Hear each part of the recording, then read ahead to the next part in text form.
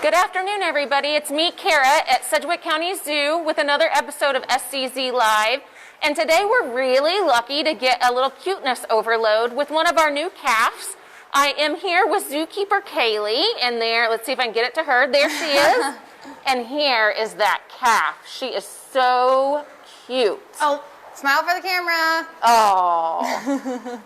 So tell us what kind of calf she is. So this is one of our Pineywood calves. So that's just a different type of cow. So right now Mom is not inside. Mom is still checking outside. We had to bring our calf inside because right now they can't monitor their heat and regulate it as well. They're still working on getting their body goings and all. So we as keepers have to monitor her so that she doesn't take a big old power nap out in the sun. And so right after lunch we had to bring her inside to cool off. And so that's why she is inside and Mom is outside. Mom knows where she's at. But other than that, right now she just kind of hangs out with Mom. We just kind of got a good feel of the rest of the herd. So again, this is the Pineywood's cow, and her name is Siena, and her mom's name is Keziah.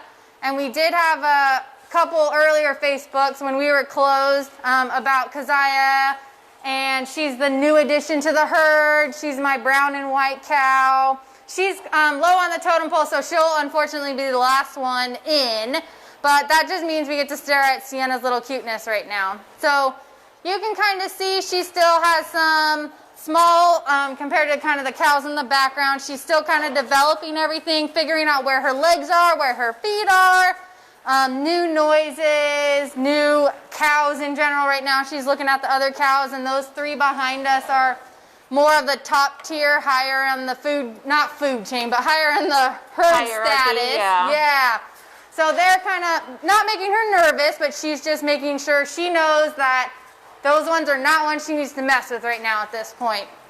And then if you hear her, maybe not right now, but she'll start talking to Mom soon and let Mom know where she's at so Mom can do roll call.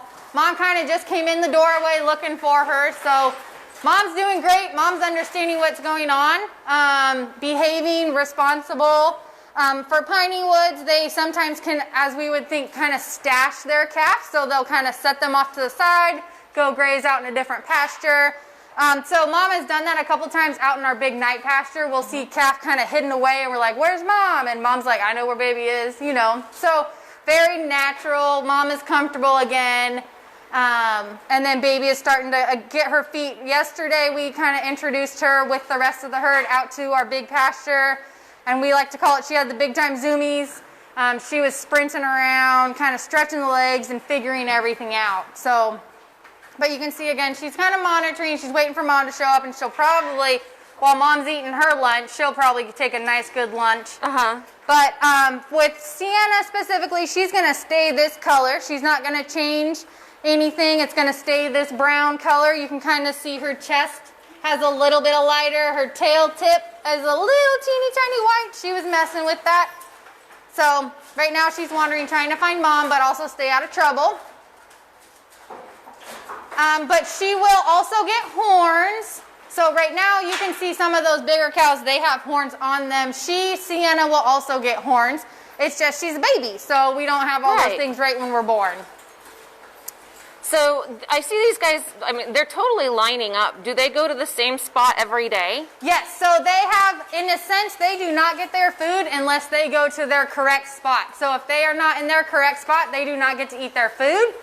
So sometimes they'll try and double dip and go to a different spot. Oop. That's not Mom, though. She's calling for her. Yep. Mom, I'm hungry. Yep, she has a lot to say. But yeah, they only get fed where the spot they are supposed to be at. So, of course, Keziah right now is the last one coming in. So she's going to have a lot to say probably soon because she knows Mom should be here. Come on, Mama. She's starting, Siena, oh, there's Mom. There she is. She's a really beautiful cow. She is. And Siena is about a week old, if I missed that. Oh, she has a lot to say this afternoon. But Siena was born probably in those earlier hours when we came in. When she was born, she was already on the ground in pasture. So Keziah is a first-time mom, and Keziah, again, is this brown and white one right here, not the one that Siena thinks is Mom. That's Roosevelt. We kind of think she might be an auntie, so she might help.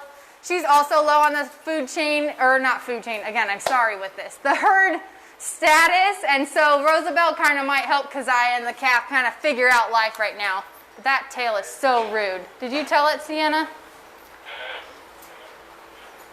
So yeah, so now all the cows, you can see they're all content. Everything has kind of calmed down. And so this is a good time for Sienna to kind of explore, figure out some of the other cows where she kind of can't get hurt, get their smells, and then also, again, get a good snack with Mom. Mom's doing really good attending to her. She's gained weight. When the calves are first born, we weigh them every day for the first 3 days. And then after that, we do kind of more of a random checkup with them. So within, like I said, she's about a week old now, and she has gained 10 pounds already from birth.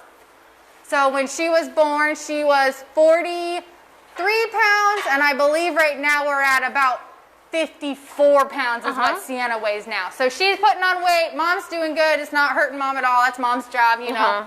All Mom's job is to put the weight on. I'm going to go make sure she hangs out with us.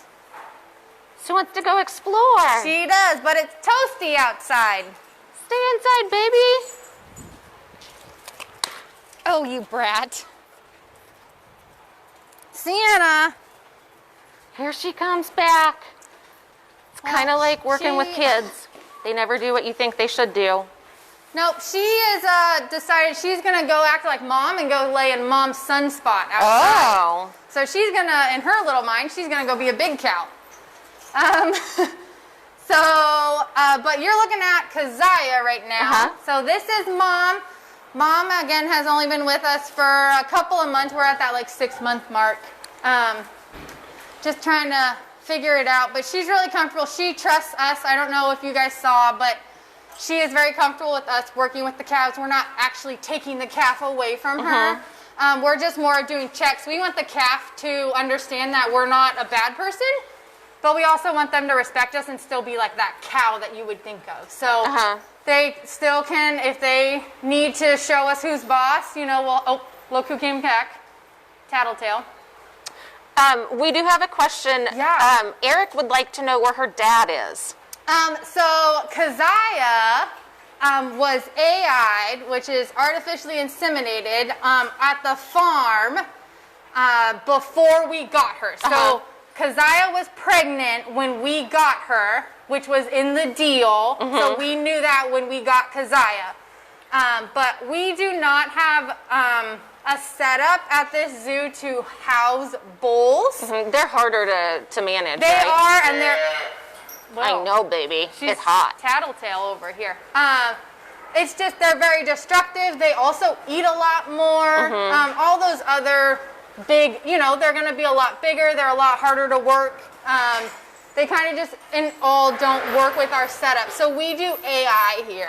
And so that is how we got Sienna.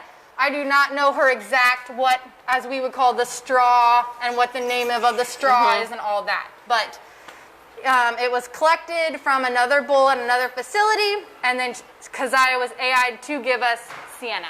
And that's something that we do consistently. Correct. And you guys do a lot of training for that too, don't you? Yes, correct. So right now we have Keziah, we have Roosevelt, which is this all brown one with no horns, and we also have the Highland cow.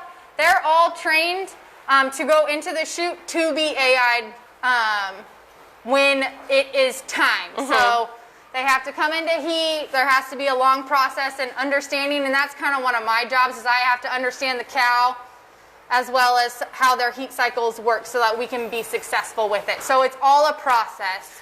And that also really gives us the opportunity to provide the best genetic match or the best genetic diversity to keep some of these extremely endangered heritage breeds having genetic diversity, right? Yeah, so we can buy these straws in kind of lumps of 5 to 10. So we can have as many options as we want. Whatever our nitrogen tank can hold pretty much is what we're allowed. Right now we kind of stick to about 10 straws is kind of our max.